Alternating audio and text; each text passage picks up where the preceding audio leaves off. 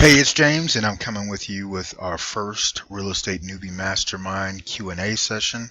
It is April 18th, 2016.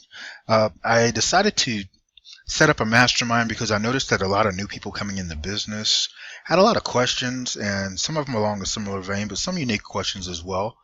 I wanted to be able to go ahead and address those so that you had the confidence and the knowledge to get started, because I wouldn't want a simple question to hold you back from beginning the process. And a lot of times we have little mental barriers that hold us back. Really, in order to be successful in real estate, it requires action. I know investors that are very knowledgeable, very astute, but they don't put forth as much action as others who have half the knowledge but are just killing it out there because they're just taking action and they're learning as they go. So a lot of this is learn as you go. You do need to learn certain structures, so you don't get yourself into trouble as far as writing checks or paying money that you don't need to pay uh, in order to get a deal. A lot of the deals that I speak about don't require any cash out of your pocket. Basically, what you're doing is you're just setting up terms on paper and passing those on to somebody who's interested in acquiring a property in that area, whether for fixing up and reselling it or renting it out or even reselling it to somebody who else is going to do the same thing. But you have basically what you're doing is you're setting up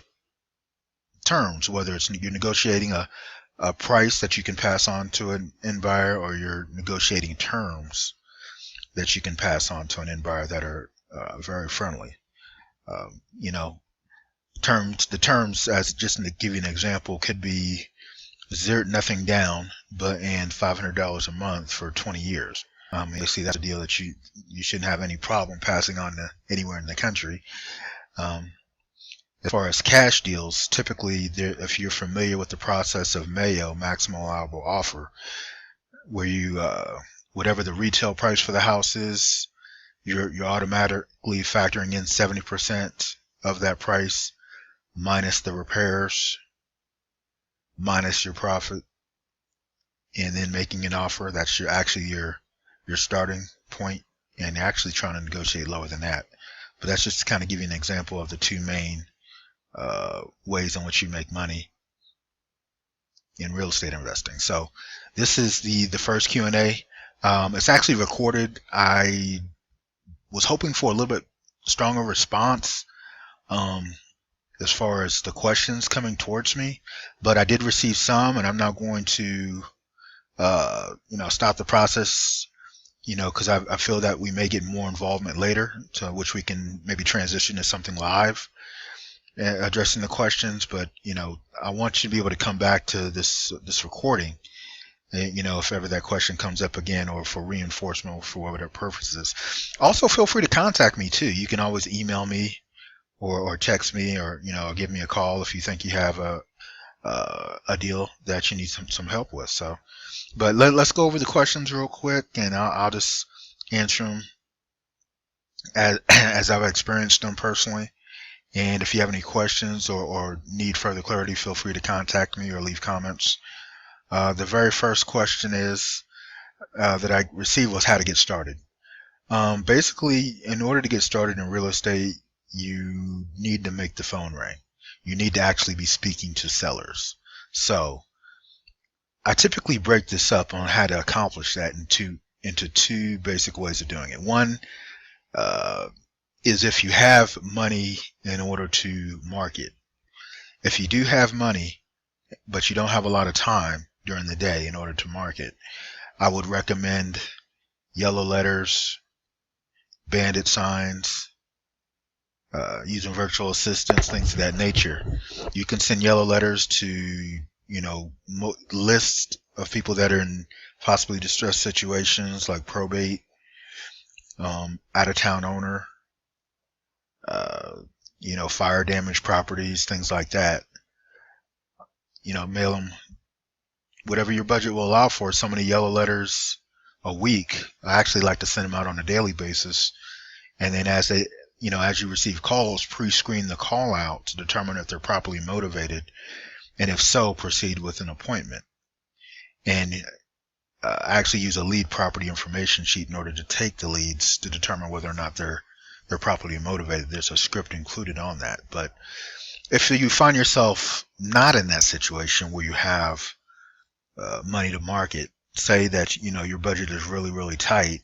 In fact, you may be working part-time or not at all, and you have more time than you do money, then you definitely want to pursue options maybe of online, sending emails, making phone calls, and networking with other investors. And let me go over that with you. I have a course which some of you may have taken, which is how to locate motivated sellers. Basically, it just shows a 1, 2, 3 punch of how to send emails, text, and that's just in case you don't have time, or you may have reservations about, or you feel apprehensive about speaking to somebody one-on-one over the phone. You may not quite have that comfort level, that confidence level to do that. So, you do your initial pre-screening by sending them an email saying, hey, would you be interested in selling? Or would you be interested in lease optioning the house? Just something you want to get some kind of response back, showing that there's there's a possible level of motivation. If you feel confident on the phone, then there's definitely a script that I have that you can use to pre-screen the seller out, just to determine whether or not there's a need to sell or a want to sell. And I can't stress enough to you how important it is that you find out whether there's an actual need, an actual problem that you can help resolve, with regards to the house, over a want. Somebody who wants to sell doesn't need to sell, and they can take it off the market at any time, and it's not going to bother them. Somebody who needs to sell, somebody who's motivated, if they don't sell, look at it this way. If the way you can also determine whether they're motivated or not is if they're not able to sell the house, there's going to be a negative consequence as a result of it. They may be in a situation where there's a divorce, a new marriage, and both people have their own house and they want to move into one, and they're still making payments on the other. Job transfer, job loss, fire. There's something where there's some kind of distress situation, and basically you're just making the offer, and you just want to get a yes back, or if to determine whether you should move forward or not. So the first step to getting started is getting the phone to ring, whether you have inbound calls because you have the ability to go ahead and market, or if you don't have the money, sending emails or making phone calls, and networking. That's important as well. Once you do that, you pre-screen out the seller to determine whether or not they're properly motivated. If you need the lead property information sheet, you can contact me and I will be more than happy to send that to you. And once they're motivated, then you take the steps of setting up an appointment. But that's the first step. I mean, if you don't do that, nothing else matters. So, again, first step 1, getting the phone to ring, or you making phone calls. And the second question is, do I need a real estate license? Now, I get this question quite a bit. People just automatically, a lot of people out there automatically assume that if you buy and sell houses or flip houses, you must be a licensed realtor, or you have to have a license. And that is absolutely not the case. You don't need a license to buy and sell a house. You only need a license if you're going to, list and represent yourself as the seller of somebody else's house. So you do not need a license to get into real estate. It shouldn't be any kind of hindrance or roadblock for you. Basically all you need to do is just a determination. Now, once you're making money, and say you want to maybe possibly expand your business or create another income stream, you may decide at that point you may want to get your license, just so you have access to different resources like MLS, multiple listing service, or you may want to have it as a fallback as a real estate investor, that if you can't buy the property, if you can't get it on the terms that you need in order to make a profit as an investor, you may want to just go ahead and list the property yourself, and look out for a retail buyer for it. And that can be a secondary income stream. So not only are you buying and selling houses as an investor in certain respects, with others, you can start, listing properties for people who want retail price for their house. That's definitely something that I've seen other people do and do quite well. I've never quite personally had the interest in doing it. Not yet. That, things could change, but not yet. So, again, you do not need a license. All you need is the motivation yourself to get started, and you need basically a license to take action, because that's the thing that's going to make things happen. Take action, take action, take action. And the third question: how do I know if a lead is a deal or not? Well, the way you know a lead is a deal is you have to gather information. You need to have a script or a property lead sheet, which I'm more than happy to provide, to take the person that you're speaking through a series of questions to determine whether or not they're properly motivated and that you can acquire the property either for a price on the terms that you can pass on to a buyer quickly. Basically, you need to know that the seller is motivated. You need to know what the property retails for, what they think it retails for. You need to know what they're asking, and you need to know how quickly they need to move.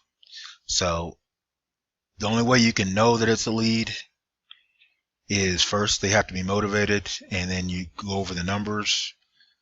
And if you can get it at a cash price that you can pass on to a wholesaler, and that's typically, the Mayo formula of 70% of retail value minus repairs minus your profit. So you're basically having to buy it for 50, 60, 50, sometimes 40 cents on the dollar or less in order to pass on to another, real estate investor to make a quick profit, and that's called wholesaling. Or you have to buy it on terms, which you determine what the seller wants down, if anything down, and the lowest price they can accept on a monthly basis until you get it cashed out sometime in the future. Until you get on those types of terms, if you can't get it on either one of those, then you probably don't have a deal. If they're not motivated, then you probably don't have a deal. But worst case scenario, let's say you've determined somebody's motivated, but you're confused on what to do next. Feel free to contact me. I'm more than happy to answer any questions or to, be a second set of eyes to look it over. But you definitely have to go through a formal process of pre-screening, the seller to determine whether or not it's a lead or not. Seeing if they're properly motivated, if it's a wholesale deal, being able to buy it at 70% of the retail value minus repairs minus your profit. You definitely want to make sure your profit is built into your offer, or getting on friendly terms that you can pass on to an end buyer. So, and again, if you have any questions, please feel free to contact me if you're unsure, but they're motivated. So this ends it for this mastermind. What we're going to do is just try to set this up as a weekly session. If you have any questions that you feel are urgent, please feel free to, email me or reach out to me, and I'll be more than happy to help.